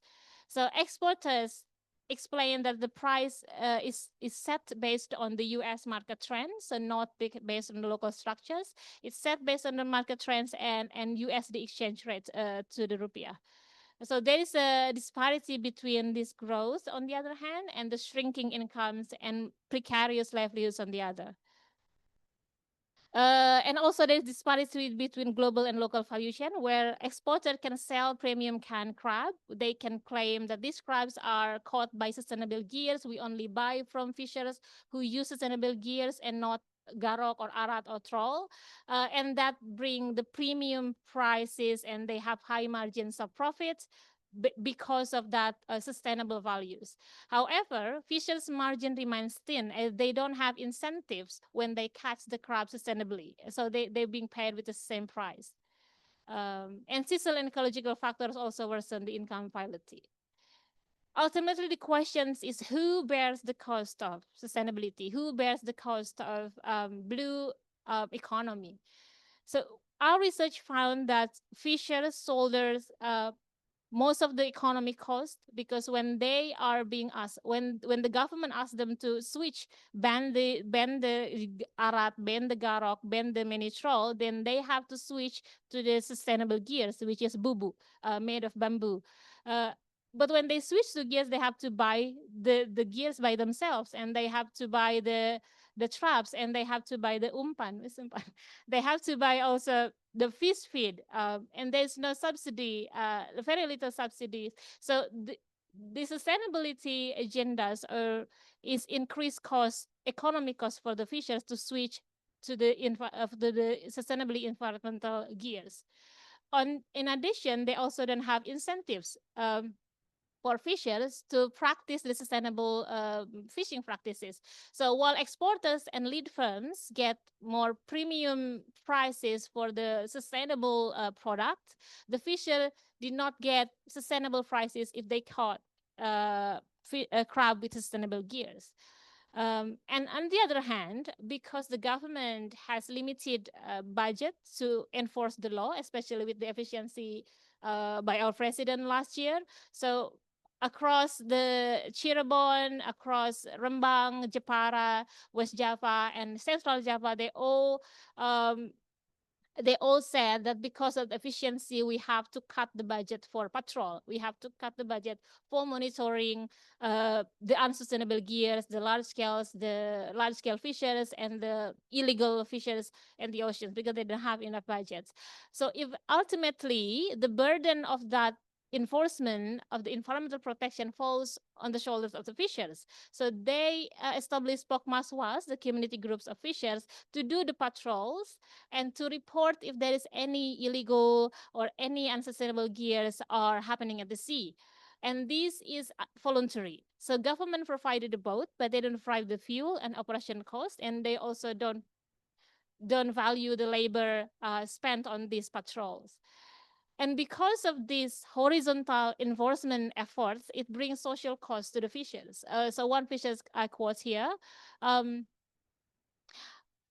POKMASWAS is voluntary, but those breaking the rules are our own friends, our own neighbors. So when we try to report them, it puts us in the difficult positions because they might have a fight with their neighbors and their friends.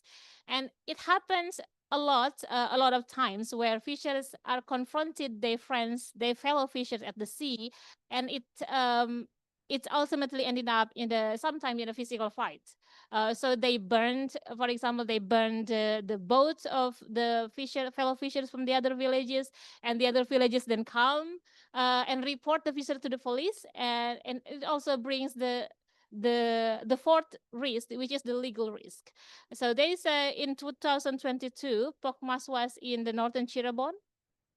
They reported there is a Garok user, mini troll users, that's persisting in their areas, and they report to the authorities multiple times to the provincial office of the fisheries department, but there are no responses because according to the provincial office, we don't have authority to enforce the law. It's within the police jurisdictions to actually enforce the law. So what we can do is to raise awareness. So the POKMASWAS think that it is useless for them to report because no actions is ever been done. So what happened is when they burned the boat of the other fishers who use destructive gears, these fishers report them to the police, and this POKMASWAS was in jail for several months.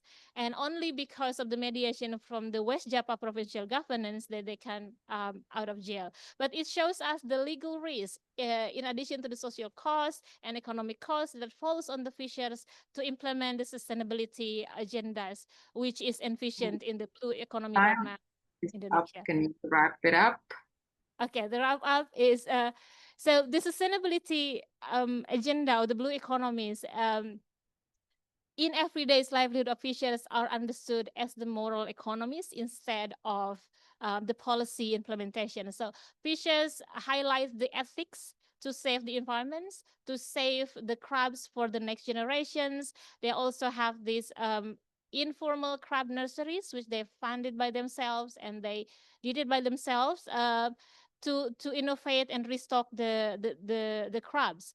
And all of these moral practices are based on their own understanding that they need to save the crabs for their future generations, not because the government tell them to do so or because the corporates tell them to do so.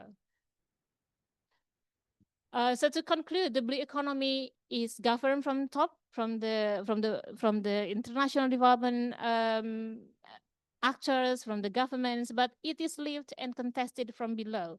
So environmental governments often overlooks the industrial accountability, and they focus instead on small-scale fisheries. They focus on governing. Don't use the unsustainable gears. Don't do this. Don't do that. But they overlook that ultimately industry are the one who profit the most, and they have responsibilities to also save the environment. And sustainability itself often travels downwards as regulation and market-based incentive. They have the premium prices and increased profits, but upward it rises as everyday survival and risk. So ultimately, we ask, how can the blue economy frameworks genuinely serve the people who live by and depend on the sea, instead of the global corporations who can move away their operations from one place to another.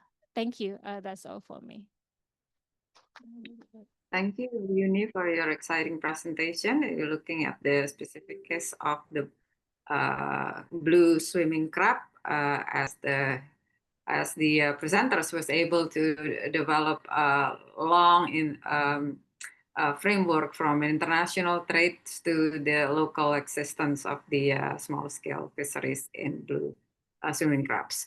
And with that, with those three presentations, which are exciting for all of us to hear, now we're open the question and answer periods.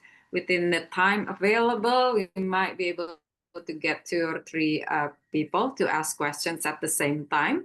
And please direct your question to which speakers, as well as you mention where you're from. Anyone would like to raise their hands?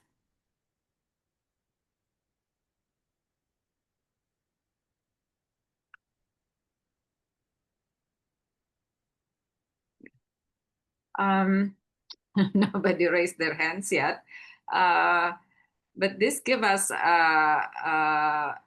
opportunity meanwhile to, I guess one presenter commented to the other presenter, as I'm also try to engage in the understanding of set of a blue economy, the governance of it, the interaction between small scale and large scale fisheries, as well as connection to the international trades as well, what we then would be called part of development in coastal and ocean communities.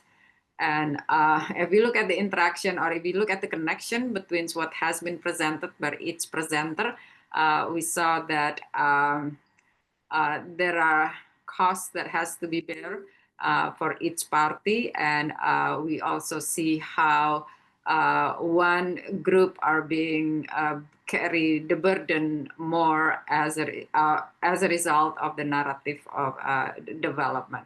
So I probably, while we wait for the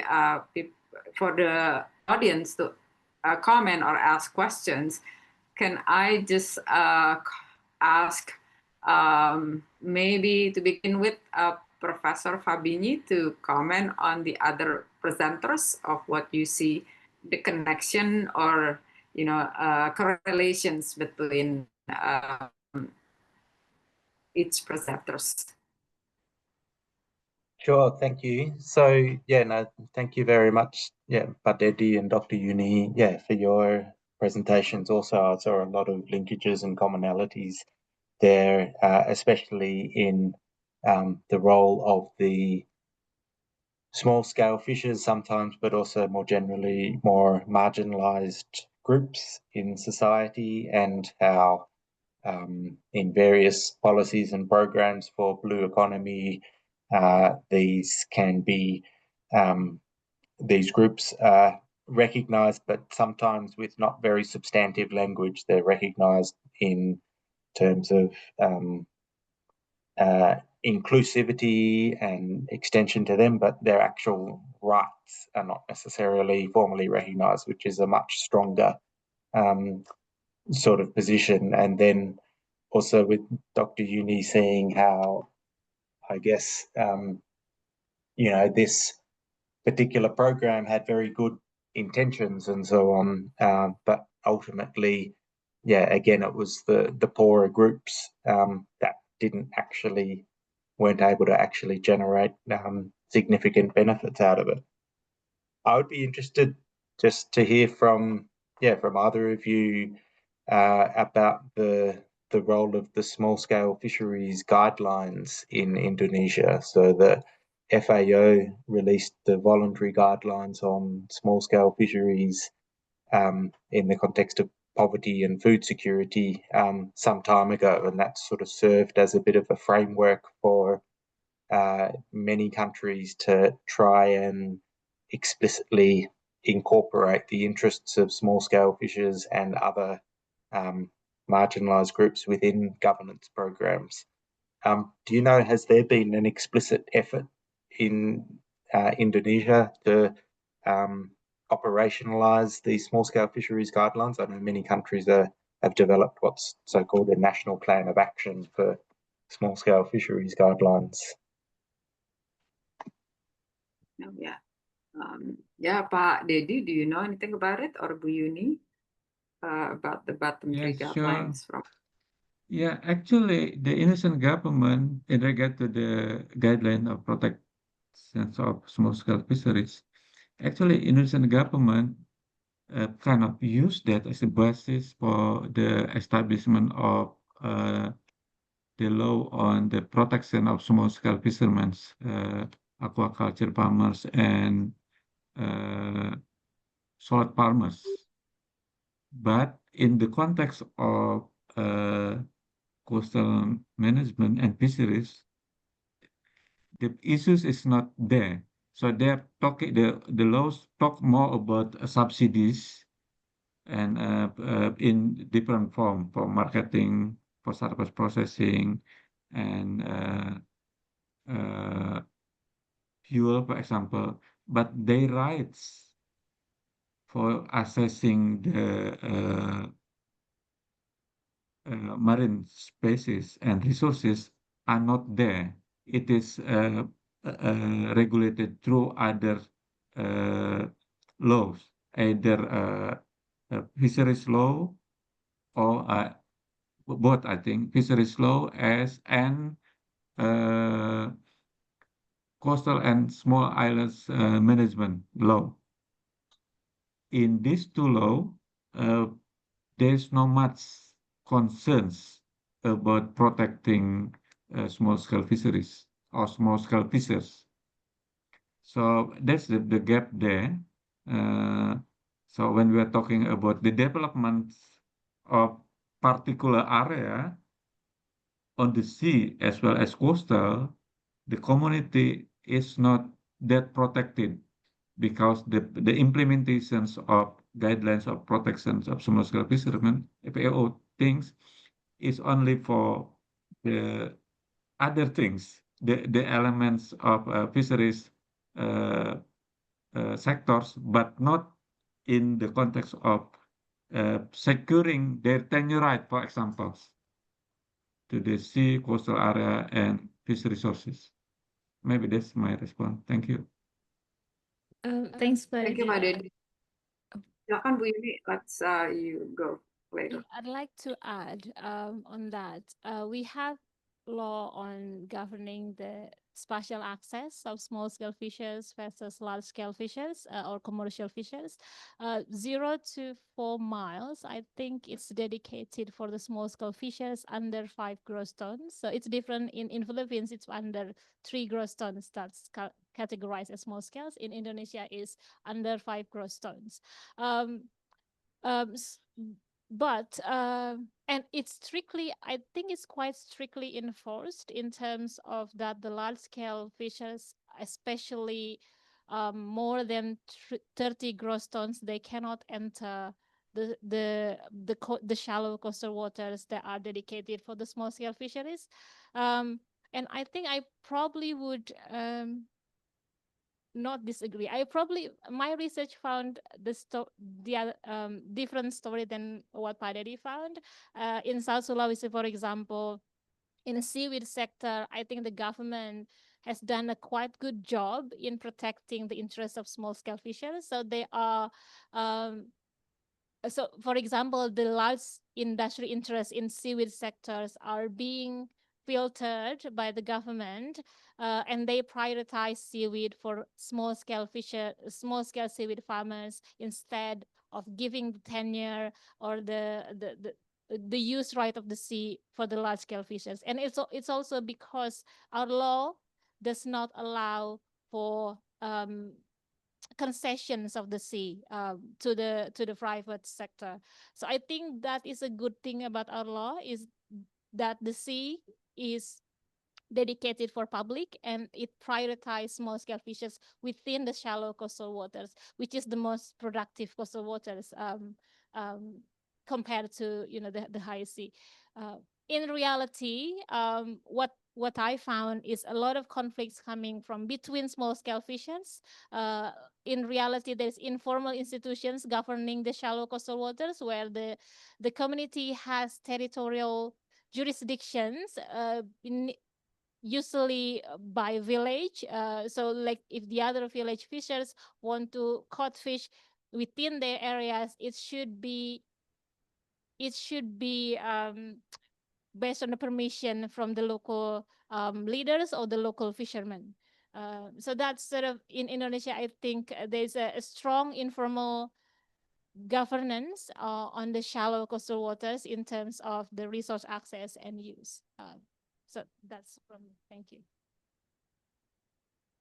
Thank you, Yuni. It gives us an understanding that when the government intervenes with this governing fisheries, especially protecting the small scale fishers, they use more of a market incentive, which means they're very good at interpreting in economic dimension. I mean, the government is very good at giving the economic dimension of development again in the blue economy, instead of creating fair ground for many players, especially the small scale, especially the commodities for the long-term gain towards that helps out with the development.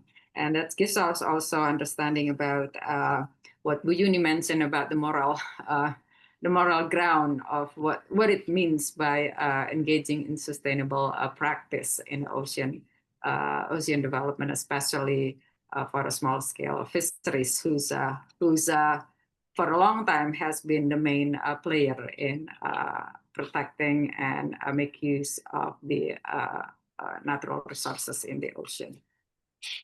And Pak Bu Yuni, we still haven't had anyone from the audience to ask questions or to give comments. Any one of you would like to slowly raise your hand from the audience? While waiting for someone to raise their hands, let me use the time, just to clarify my points, also in regard to what Yuni mentions about the rights of coastal communities. So what I explain was based on the regulations, the laws and regulations. So the extensive presence of the community-based coastal claims and management is de facto reality, but not well protected by the laws and regulations, including the laws on coastal and small island management. For example, we found out more than 50% out of 1,251 unit of non-government coastal management, mostly led by the community, only less than 30 units that are identified, less than lower number are recognized by the government. So there's no enough legal protections for the de facto community-led coastal management, despite the expansion or the quite large number of school community do so. With that, there is a potential of these practices between overridden by the government's concession. It is in the law of coastal community and coastal and small islands management. There is opportunity of the privatizations of the coastal waters to the everybody, private companies or cooperatives, and it was actually it is based earlier in the what is called SAPPK, hak pengusahaan, the right of making use of coastal waters, which was cancelled because there are some judicial review, but the replacements of that articles mentioned in the law of coastal and small island management number 1 2014 still allow the company to ask kind of their use right to particular part of coastal waters. And now it's already hundreds of companies apply for that. And the vis-a-vis the reality is that not many de facto community control management are being recognized. Thank you. That gives us into the next part of the questions. Are these company will behave like a mining company when they were only engaged in the use of right of the oceans, but once it's no longer there, or the productivities of those areas no longer there, will they be allowed to leave and no longer engaging? Is there any is there any mechanism as to how the corporate allowing to use a part of the ocean as their concession? Will they be allowed to engage in kind of sustainable practice within that concession?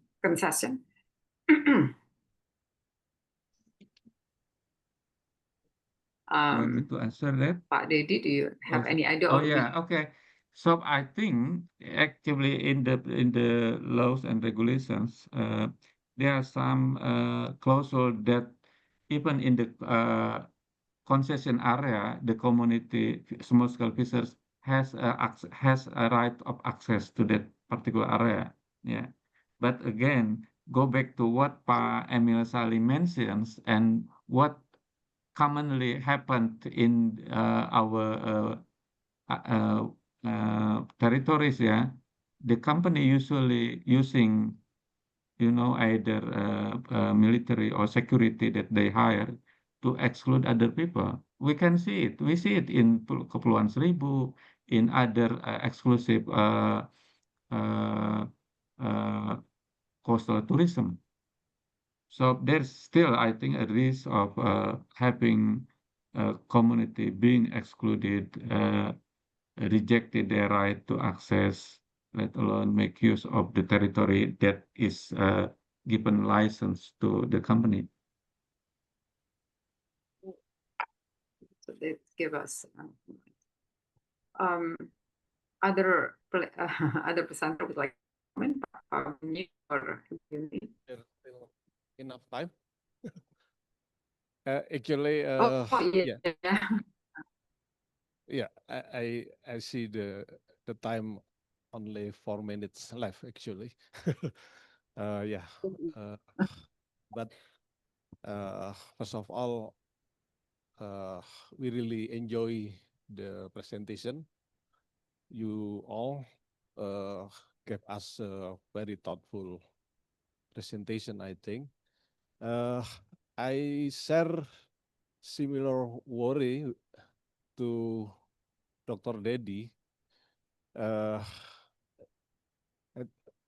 Before that, I see I showed Dr. Yuni introduce a kind of term, what? Just blue transition. So I think I also worry as we saw in the blue economy roadmap prepared by the Ministry of Marine and Fisheries Affairs, I just worry that this very quite abstract term of blue economy will only be used to further exploit. So we understand that we already experience really environmental degradation in the land of Indonesia. So I just worry if this concept just a kind of vehicle to move to destruct our ocean. So how could we effectively communicate to the government actually, Pak Dedi? Because similarly we criticize IKN, I criticize giant seawall, but it looks government just go with what they plan, something like this. And then to Professor Michael Fabinyi, what do you think? To what extent I can see your research in Philippines. You have done quite a lot of research in the Philippines. To what extent we can take the lesson for just blue transition in Indonesia, as mentioned by Dr. That's probably my question. Thank you, Pak Joko. Ask question. Would Pak Dedi time to answer? Questions about the potential that our non-sustainable practice that happens in our land would extend also in our ocean governance of blue. I think there's a need of shift from the kind of high-tech industrial extractive industry to kind of people-centered development ideology. Yeah. And I think if we read some references, they are already there quite some time. For example, in terms of talking about human welfare, for example, or increasing the communities, people welfare, the approach has switched from kind of let's get an example of poverty eradication, yeah, pengentasan kemiskinan. If we look at the theory, the conventional top-down assistance to the poor communities, poor people, has no shift toward identifying their potencies first rather than identifying their weaknesses. For example, the livelihoods, sustainable livelihoods approach shift this approach by now starting for identifying what the community have rather than what the community doesn't have or do not have. So this kind of and also applicable in the context of coastal management, as Uni mentions, is also my quite a long study on community-based coastal management.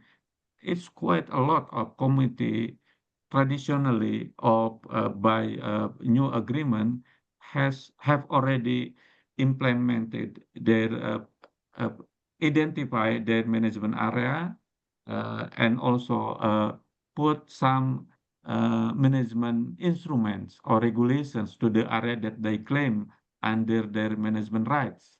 So that kind of things, if we improve that, I believe it will support both the welfare of the communities as well as the sustainability of the ecological system.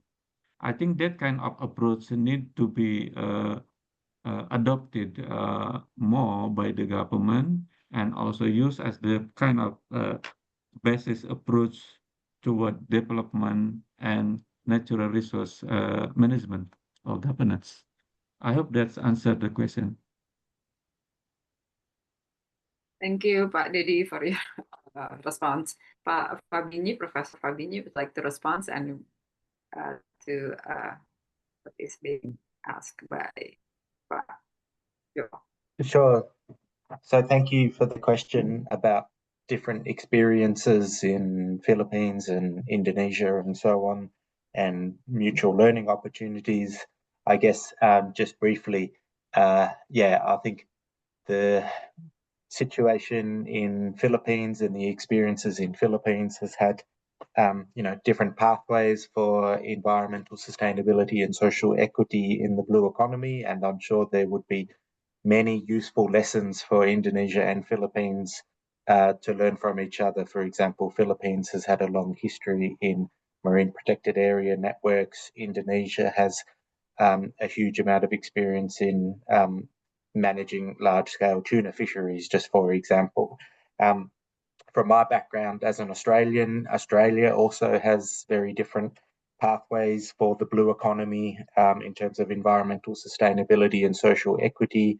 And another large part of my research has focused on China and China's ambitions for a blue economy, which looks very, very different again to what is happening in the Philippines, Indonesia, and Australia, and so on. So I guess it goes to the questioner's earlier point that this term, the blue economy, can be a bit of a nebulous, all-encompassing term that in some ways can be taken by particular actors or groups and used as a vehicle, as you say, for all sorts of different activities. And so I guess in reality, I'm still a bit up in the air as to how useful this concept of the blue economy actually is, and it comes down in the end to different countries and different regions and how they choose to operationalize their own pathway for a coastal and marine economy,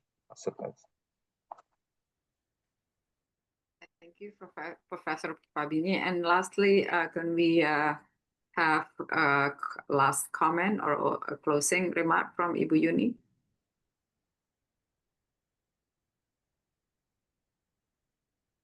Oh, nggak kedengeran, Bu. We can't hear you. Oh, yeah. Sorry. So, yeah, I agree with the worried that the blue economy concept might be used more to exploit the resources in the oceans rather than to protect the environment, which is on paper, it puts at the first priority. But in reality, like Mike says, because it encompassing many aspects, so particular actors may take particular piece of the blue economy as a vehicle to advance their interests, like the corporates or the governments or the elite in governments and industry. And it's betraying the very concept, the very goals that the blue economy itself wants to achieve, which is the sustainability of the oceans. So yeah, we in my opinion, I think the coastal and the marine resources of Indonesia should be prioritized to improve the livelihoods of the small-scale fishers rather than to boost the export value that eventually contributes to the economic growth at the expense of displacing access of the small-scale fishers to their livelihoods, which is more risky, like riskier to lose livelihoods than to maybe lose a little bit of the potential economic growth of the national level. So I think considering the importance of this marine and coastal resources of Indonesia, not only for economy, but also for the food security and for the identity of the and moral economy of the coastal communities, I think it should be the first priority of the implementation of the blue economy rather than boosting the economic growth. So that's my remark. Thank you. Thank you, Bu Yuni.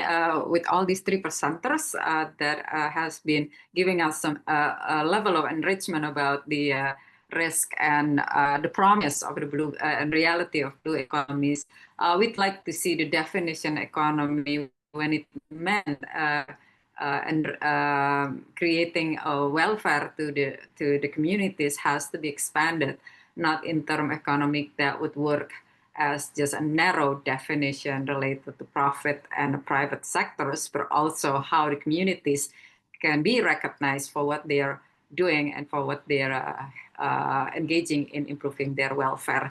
And we'd like to thank you, all the presenters who have time, effort to do this presentation to all of us and giving us an opening situation about what has so far been interpreted about the blue economy in how it helps govern our coastal and our ocean. And I'd like to ask you all to clap the hands as a form of appreciation to all these three presenters. And yes, with that in mind, I give the floor back to the introductor to close off meeting or the webinar. Okay, thank you very much, Dr. Teti, the presenters, and all the participants for insightful and engaging discussion for today's webinar. Moving on, we would like to invite Professor Joko and to give our presenter the certificate as a form of gratitude from the regional and rural planning research study.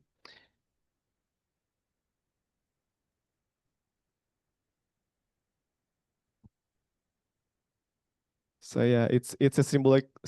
We'll give the certificate symbolically. So for the other speakers will be given this certificate by the organizers directly.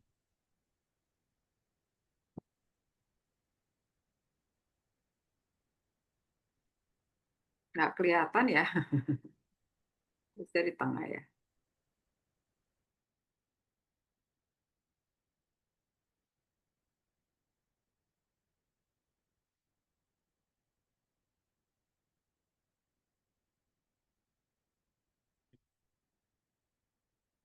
I think the certificate also are provided to Professor Michael Fabini and Dr. Dedi. Thank you again. Yeah, thank you, Professor Joko. So moving on, before we wrap up this webinar, we'd invite to all the participants from in the Zoom meetings to open the camera to the communication session, please. Okay, for the first session, we'll documentation for the speakers first. So for the speakers, please just stand still. So 1, 2, 3. Okay. So like for the participants in the Zoom meetings.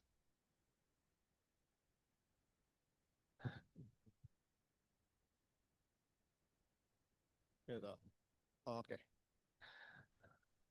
Okay, for all the participants in the Zoom meetings, please open camera.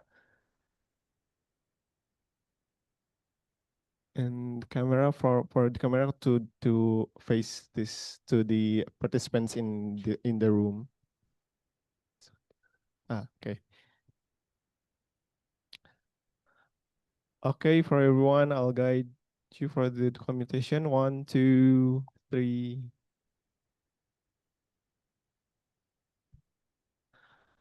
Okay, for the next slide.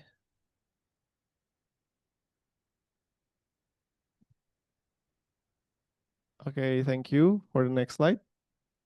Okay. Okay. Okay, thank you very much for all the participation. Yeah.